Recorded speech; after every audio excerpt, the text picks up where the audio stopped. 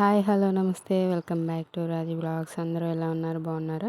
ఈరోజు tomato egg curry ఎలా చేయాలో చూద్దాం. ఇంకా స్టవ్ ఆన్ చేసి కడాయి పెట్టుకొని కొద్దిగా ఆయిల్ పోసుకొని అందులో చిటికెడు పసుపు వేసుకొని ఉడికించిన గుడ్లను పొట్టు తీసి అందులో ఫ్రై చేసుకోవాలి. వాటిని తీసి పక్కన పెట్టుకొని అదే కడాయిలో ఇంకొద్దిగా నూనె పోసుకొని జీలకర్ర, తాలింపు గింజలు, కరివేపాకు, ఆనియన్స్ బాగా మగ్గాక టమాటాస్ వేసుకొని కొంచెం ఉప్పు కూడా వేసుకొని బాగా మగ్గనివ్వాలి. అవి వేగిపోయేలోపు నా మెహందీని చూసేయండి.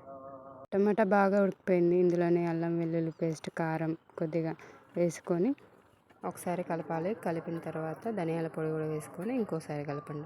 కొద్దిసేపు మూత పెట్టేసి సిమ్లో పెట్టేస్తే కర్రీ బాగా మగ్గిపోతుంది. ఎంతో tasty and my favourite egg tomato curry అయితే రెడీ.